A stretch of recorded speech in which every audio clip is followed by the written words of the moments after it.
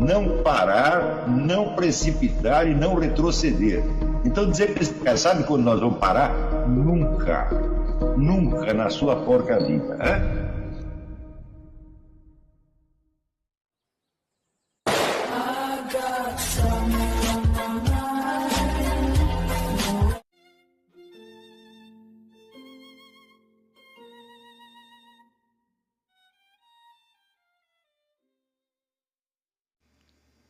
E aí pessoal, tranquilo?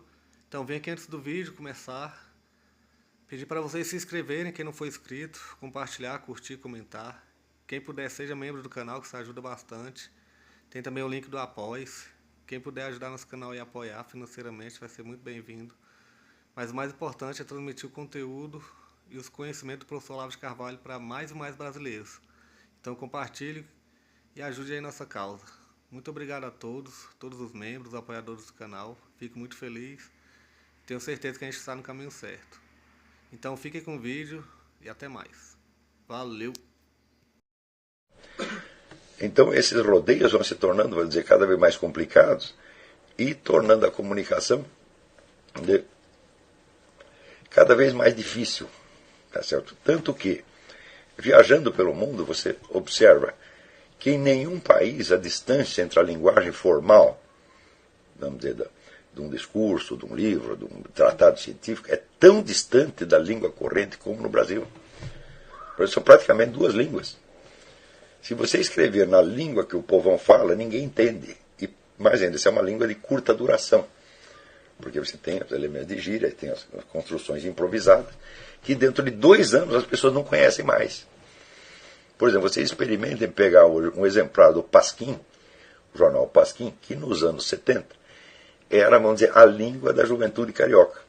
O Pasquim hoje se tornou incompreensível. É mais fácil você ler Camilo Castelo Branco do que ler o Pasquim, porque aquela língua toda se perdeu. Quer dizer, a língua popular se transforma muito rapidamente. E não há um tempo de estabilizá-la na literatura. Então, resultado, a linguagem formal e a linguagem informal vão se distanciando, ao ponto que a possibilidade de educar pessoas, quer dizer, partindo da linguagem informal delas e trazendo-as para a língua formal, é quase impossível. Não há mais nada o que fazer isso. Outro dia um sujeito me escreveu uma carta dizendo, olha, gosto muito dos seus artigos, mas o fato é que para a juventude eles se tornaram incompreensíveis. Porque você usa palavras como silogismo, verossímil, né? E eles não sabem o que são essas coisas. Eu digo, mas como? Pessoas de 20 anos, universitários, não sabem o que quer dizer a palavra verossímil? Não, de fato não sabem. Né? Então, se nós não restaurarmos esta língua formal, língua de cultura, como instrumento de comunicação, acabou, não vai haver cultura superior no Brasil jamais. Ao passo que se você observa que a língua popular, não digo a língua de certos grupos fechados, por exemplo, se você pega, sei lá, um grupo de jovens num determinado bairro, eles têm lá a sua comunicação, mas eles sabem que se eles forem para outro bairro, eles não podem falar do mesmo jeito, né? Senão não vão ser compreendidos. Mas no Brasil a pessoa não tem esta noção. Cada um acha que a língua do seu local é a língua universal. Então cai exatamente na definição do provinciano. O provinciano já dizia, Ortega y Gasset é o sujeito que acha que o mundo é igual à sua província. Quer dizer, ele não sabe que existe. Provinciano é o sujeito que não sabe que existem outras províncias. E no Brasil todo mundo é assim, que o sujeito usa ingenuamente aquela linguagem do seu grupo de referência e acredita que o universo tem a obrigação de compreendê-lo. Então, não sendo possível, vamos dizer, uma língua formal que seja, vamos dizer, compreendida mais ou menos por todos, então, a comunicação de realidades mais sutis ou de estados de alma se torna absolutamente incompreensível.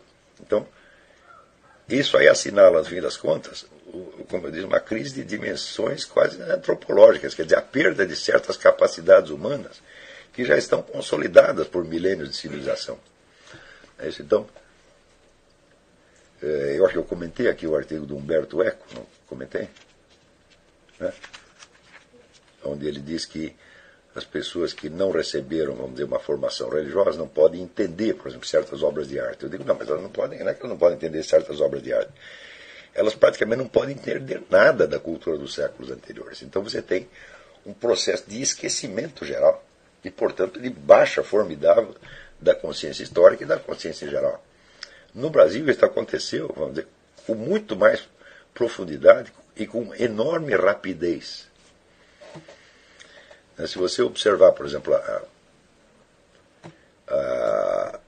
se você lê escritos brasileiros dos anos 40, eles já são muito estranhos hoje. Muito, muito, muito. Quer dizer, e você não pode dizer que a mesma coisa aconteça nos Estados Unidos. Claro que o sujeito vai ler o livro de Dickens ou Henry Fielding, claro que ele vai sentir a diferença de tempo, mas ele mais ou menos sabe localizar de que época é que ele sabe distinguir a linguagem, digamos, do século XIX, do século XVIII, do século XVI. Né? E no Brasil ninguém tem mais isso. Quer dizer, um senso da história da língua, ninguém tem mais. Eu digo ninguém, eu estou falando pessoal universitário. Inclusive pessoas que se dedicam ao estudo profissional de letras. Né? Então, é claro que se a restauração da língua é tão importante, então isto não é um problema específico do ensino de filosofia, tá certo? Mas do treinamento intelectual geral, e nós teremos que voltar a isso de tempos em tempos, tá certo?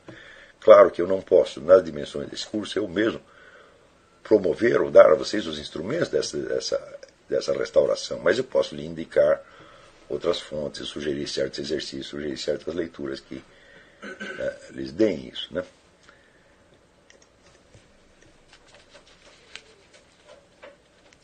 Então, agora, voltando ao que é o nosso tema específico deste ano, esse primeiro ano foi dedicado a duas coisas. Primeiro, a lhe passar certas técnicas da vida intelectual em geral. Não técnicas do estudo da filosofia, mas técnicas de melhoramento da sua inteligência e de integração da sua consciência. Né? E, em segundo lugar, fazer uma série de considerações sobre o aspecto, vamos dizer, existencial da vida intelectual. Quer dizer, o que é o exercício da vida intelectual nas condições da sociedade brasileira e mundial hoje em dia. Certo? E, nesse sentido, eu tenho observado, e vou reiterar aqui novamente, que o principal obstáculo, vamos dizer, não só ao aprendizado da filosofia, mas a todo o progresso intelectual pessoal, não é um obstáculo de ordem intelectual, tá certo? Mas de ordem psicológica e moral. E se a pessoa não tem, vamos dizer, a estrutura de caráter necessária para essas atividades, por mais que ela estude, não vai adiantar. Tá certo? O primeiro motivo pelo qual eu digo isso é o seguinte: você estudar e você descobrir coisas, você avançar no mundo do conhecimento, é saber coisas que outras pessoas não sabem. Isso é por definição. O que quer que você tenha estudado, as pessoas que não estudaram aquilo não sabem. E, não só nesse curso, mas qualquer curso de filosofia, qualquer curso de ciência em alto nível, você vai adquirir conhecimentos que, para a totalidade das pessoas do meio que você frequenta, são absolutamente inacessíveis. Ora, saber o que os outros não sabem modifica completamente o teor das suas relações com eles. Não é isso? Então, sempre lembrar o negócio do William Hazlitt, as desvantagens da superioridade intelectual. A primeira desvantagem é que as pessoas não te compreendem como compreenderiam alguém do nível delas. Tá certo? Muitas vezes eu reparo que alguns alunos sofrem com isso, porque simplesmente não estavam avisados de que saber é saber o que os outros não sabem. Tá certo? Então, esperavam que os seus, vamos dizer, amigos, que desprovidos de qualquer interesse intelectual superior, continuassem a compreendê-los e amá-los como faziam antes. Eu digo, isso é absolutamente impossível. Isto não existe. Então, num primeiro momento, sentindo-se então rejeitados pelo seu meio, as pessoas ou carregam, vamos dizer, uma solidão terrível, se sentem angustiadas, ou então buscam algum outro grupo de referência. Já vou voltar a este assunto daqui a pouquinho. Tá certo? Mas, por enquanto, deixa eu dizer como é que a aquisição de conhecimento, como é que a elevação do seu nível intelectual modifica as suas relações com outras pessoas, né? Então, Goethe dizia que o talento se aprimora na solidão, mas o caráter se aprimora na agitação do mundo. Então você sempre tem que levar em conta esses dois pontos.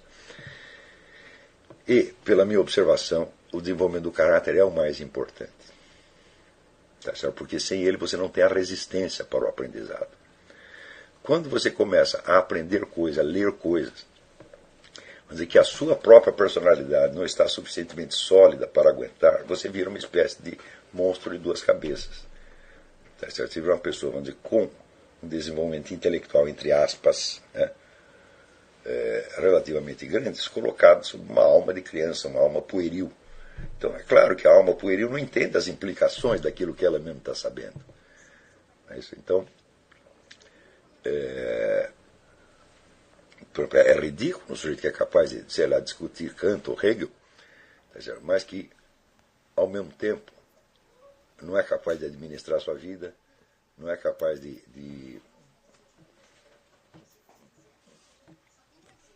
se relacionar com as pessoas de uma maneira adulta. Tudo isso é muito feio, isso cria personalidades disformes, realmente caricaturais, né? E, infelizmente, no Brasil, como a atividade intelectual é precária, é incipiente, a maior parte das pessoas que se dedicam a ela são exatamente assim, quer dizer, são personalidades disformes. São pessoas que têm, vamos dizer, um certo conteúdo de leitura, certa capacidade de raciocínio verbal, mas que não têm estofo suficiente para arcar com a responsabilidade daquele conhecimento. Então, evidentemente, viram caricaturas. Tá certo? Como essa caricatura é o que predomina em certos meios, sobretudo na universidade, é ela que dará a projeção social da ideia de intelectual no Brasil. Tá certo? Então, e é evidente que nós não podemos nos deixar guiar por essa caricatura, não é isso que nós queremos ser quando crescemos, né? Então, um ponto fundamental para esse aprendizado é que você aprenda a se relacionar com as mesmas pessoas com quem você se relacionava antes, com os mesmos meios sociais, só que de uma outra maneira. Antes você era um igual, as pessoas gostavam de você porque sentiam que você tinha os mesmos objetivos, os mesmos valores, a mesma linguagem, as mesmas preocupações, as mesmas emoções, etc. Então havia aquela identificação fácil de um primeiro momento. Mas a partir da hora que você começa a ter outros conteúdos e outras preocupações que eles não compreendem, você já está no meio destas pessoas como alguém que está investido de uma responsabilidade para com eles. Então, regra número 1. Essa pessoa não tem nenhuma obrigação de compreender você. Você é que tem a obrigação de compreendê-las. Isto é absolutamente fundamental, né? Não espere compreensão. Dê compreensão. Compreensão significa paciência com a burrice alheia, né? E, ao mesmo tempo, nenhuma cumplicidade com a burrice alheia. Se as pessoas não te compreendem, bom, você as compreende. Então, você está colocado como se fosse um pai perante seus filhos, ou como se fosse um psiquiatra perante os seus louquinhos, ou um professor perante os seus alunos de primeiro ano primário.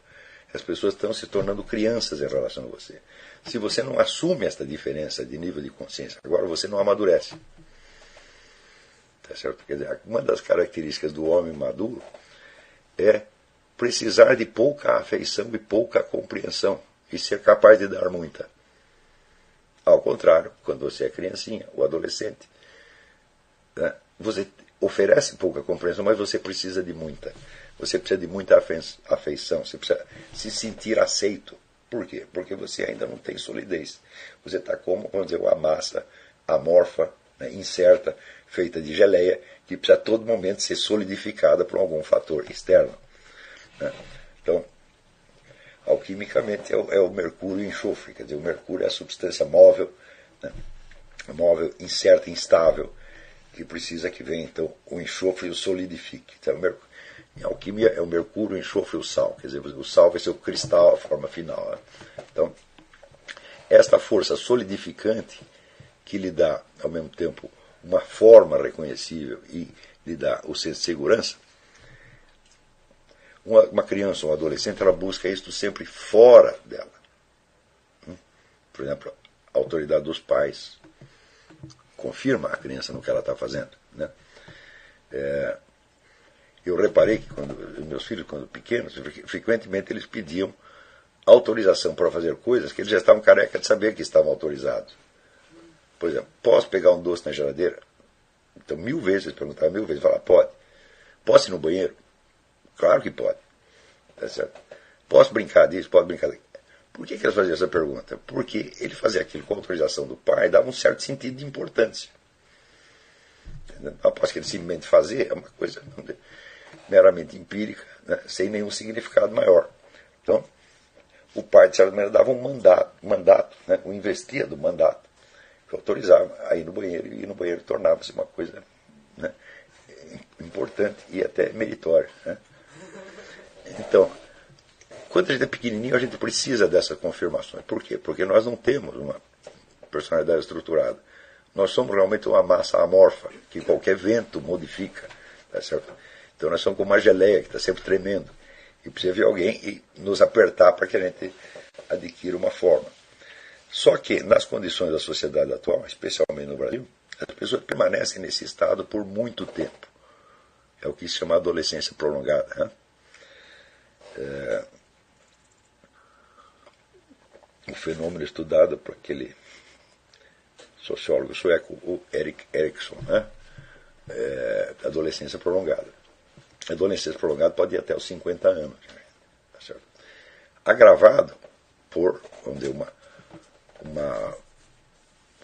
ao mesmo tempo, uma prosperidade maior da classe média e alta e uma restrição do mercado de trabalho. Quer dizer, há menos empregos, mas ao mesmo tempo as famílias têm mais recursos.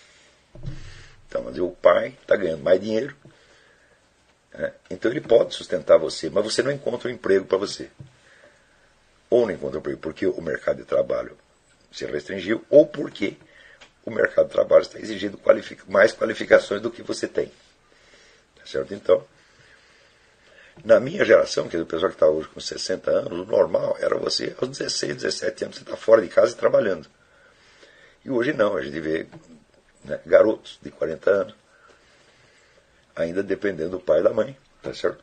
Ou, ao contrário, você vê pessoas que até têm vamos dizer, uma vida econômica relativamente independente, mas que psicologicamente são muito dependentes de uma autoridade externa, de uma confirmação externa. Essa confirmação pode vir por duas formas. Primeiro, pode vir pela comunidade.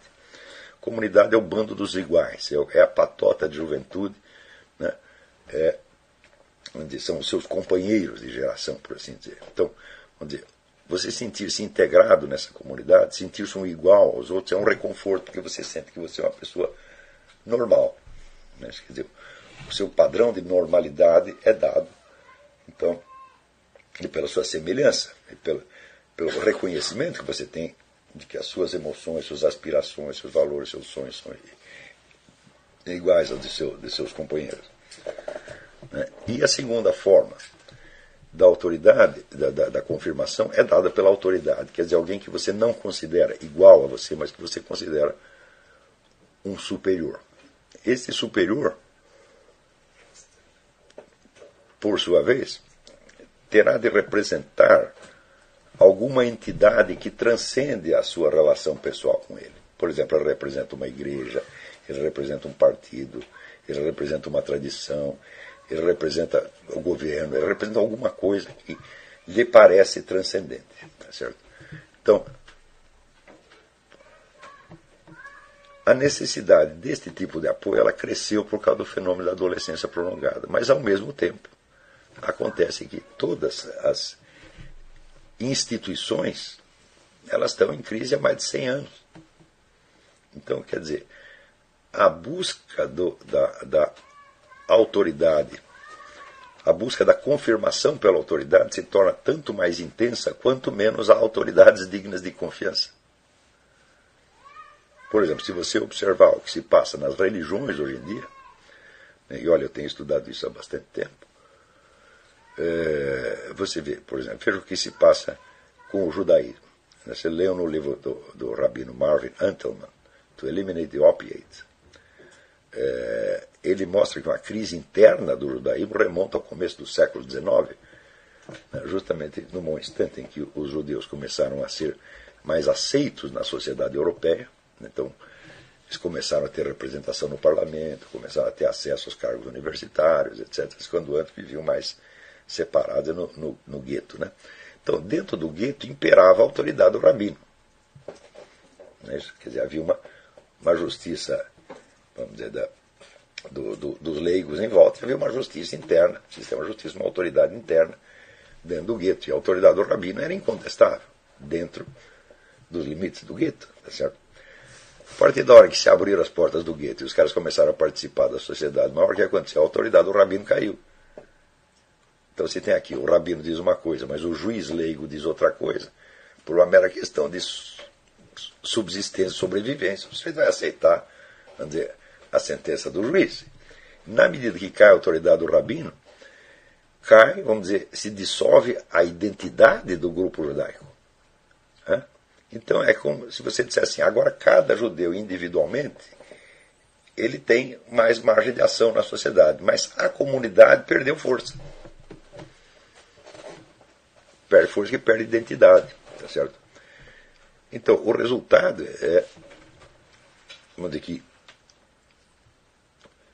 hoje em dia, vamos dizer, para o judeu médio, o rabino da comunidade dele é um sujeito que não tem mais autoridade do que o padre da esquina, do que o pastor protestante, ou do que o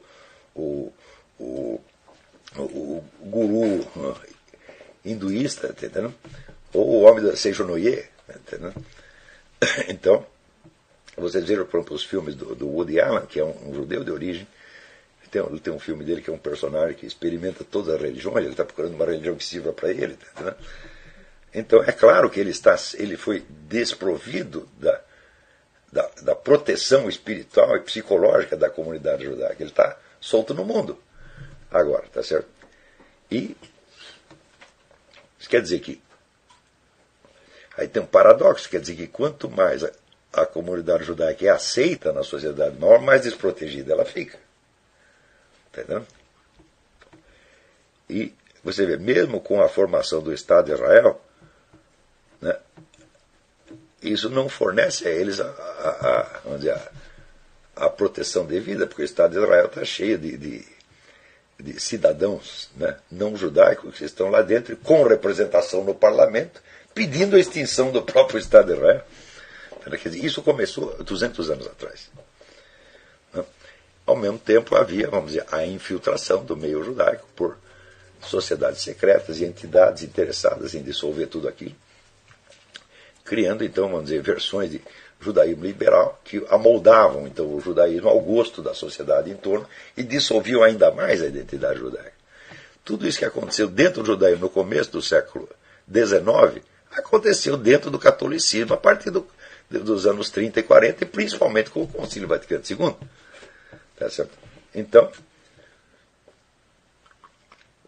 quer dizer, o sujeito, seja judeu, seja católico, ele está solto numa sociedade de massas, sem a devida proteção espiritual, psicológica da sua comunidade religiosa de origem. Essa proteção simplesmente não funciona mais.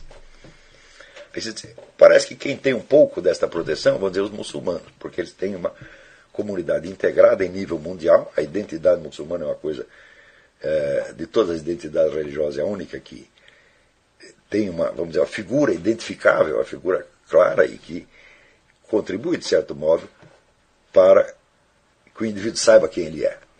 Se ele diz, eu sou muçulmano, em qualquer lugar do mundo que eu vá, o pessoal me recebe na mesquita, nós temos uma comunidade de valores, de símbolos, de objetivos. Mas acontece, meu filho, o Islã que existe hoje no mundo não é Islã, é uma teologia da libertação islâmica.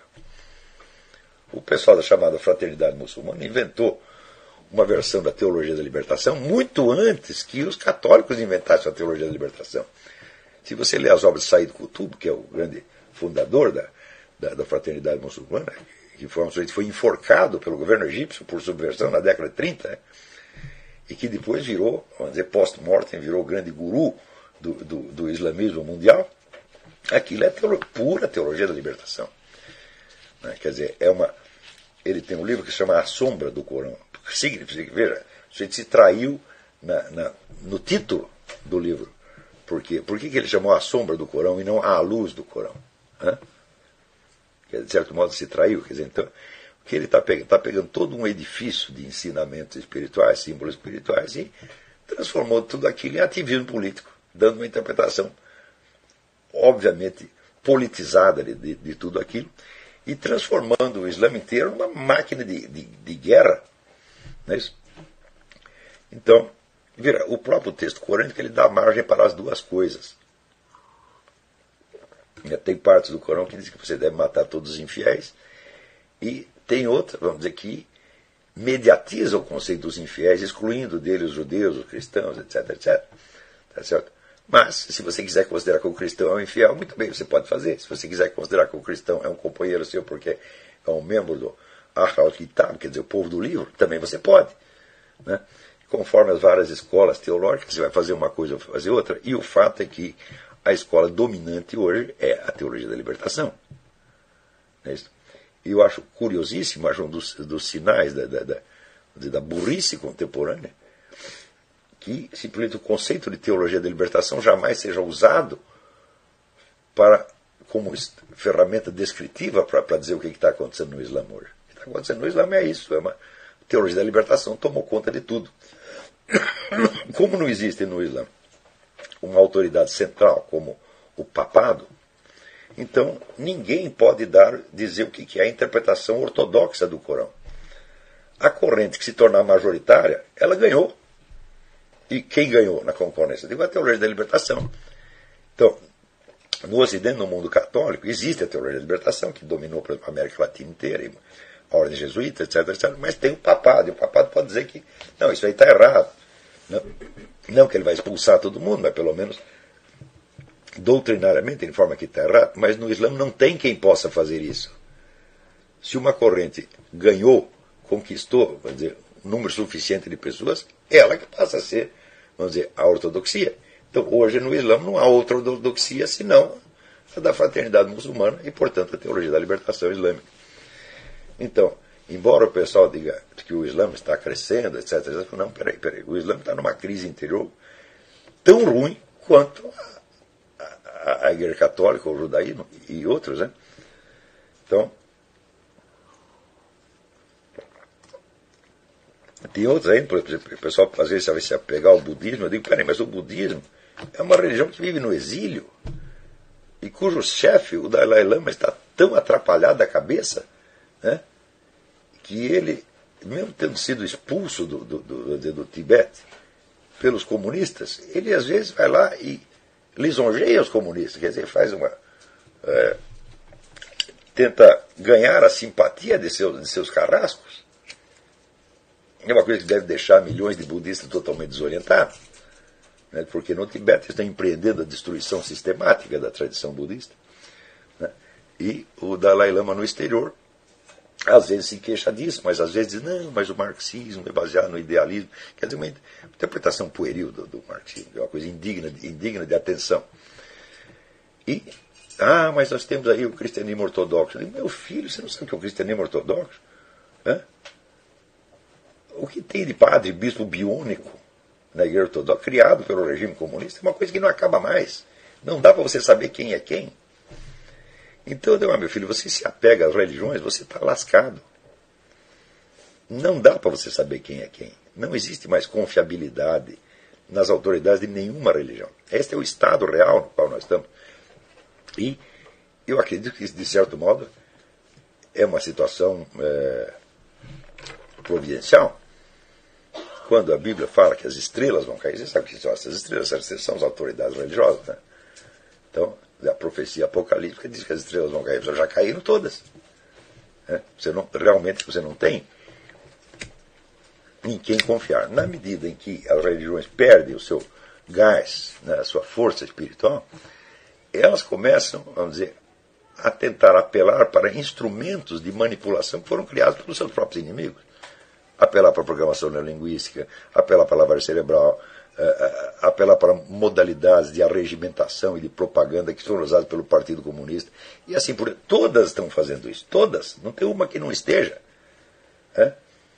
E, nesta altura, então você imagina, o adolescente real, o adolescente prolongado, né, que se sente, vamos dizer, isolado, e até perdeu, vamos dizer, a cumplicidade dos seus amigos, e se sente incompreendido por todo mundo, né? Diz assim, depois que eu comecei a estudar, minha namoradinha não gosta mais de mim, né? Ou mamãe fica rindo da minha cara. A gente pega vamos dizer, uma comunidade religiosa, um movimento religioso, ele se apega àquilo como se fosse a última tábua de salvação, como se ele estivesse se afogando no mar e aparecer um tronco. Ele se apega mesmo àquilo. Tá certo? E aí, vamos dizer, pessoas que não têm discernimento espiritual nenhum estão guiando outras que têm discernimento espiritual menos ainda que elas, e são, na verdade, pessoas inermes. Tá certo? E daí se explica, vamos dizer, o surgimento desses movimentos de massa, tá certo? Cristãos, protestantes ou católicos, que estão arregimentando milhões de pessoas na base, vamos dizer, da manipulação emocional mais besta que tem. Né? Falando da decadência das religiões, a pessoa pensa que as igrejas protestantes estão livres disso. Outro dia mesmo me mandaram lá debate de dois pastores importantíssimos no Brasil, não vou dar o nome, dois dos maiores, os dois, cada um se xingando ao outro em público, dizendo você é um adúltero, você é um ladrão, você é isso, você é aquilo. Né? E pior é que os dois têm razão. Tudo que eles estão falando do outro é verdade. Né? Então eu digo, olha, como é que você vai se entregar ao guiamento dessas pessoas, minha gente? Não existe mais.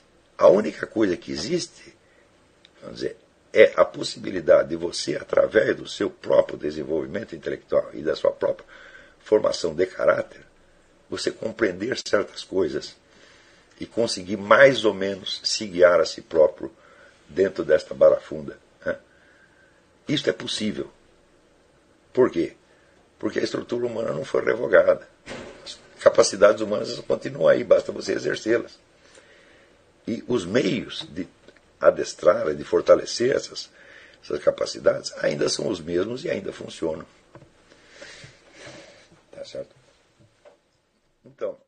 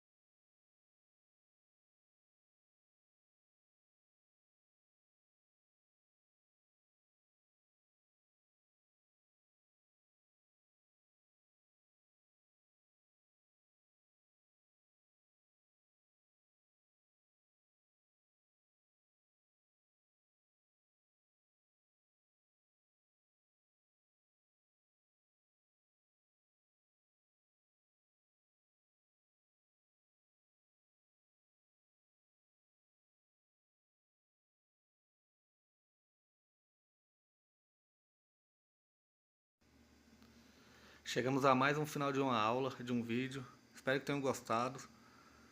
Quem não se inscreveu ainda, se inscreva, compartilhe, comente. Ajude o nosso canal, apoie, seja membro. E ajude o nosso canal a chegar a cada dia a mais brasileiros que precisam muito do conhecimento do professor Olavo de Carvalho. Então é isso aí, fique com Deus, até o próximo. Valeu! Então é isso aí, pessoal. Que é o nosso canal. Que são alguns livros que eu já li. A maioria foi doação, mas alguns eu adquiri, professor Olavo de Carvalho. Alguns livros se perderam aí que eu emprestei. Professor Alexandre Costa. A Bíblia Sagrada. 10 lições sobre Karl Marx. Indico a não ler esse livro, que é muito ruim mesmo. Alguns pensadores aqui que realmente, como o professor Olavo de Carvalho disse, não são pensadores. Valeu, tamo junto aí. Apoie nosso canal, seja membro.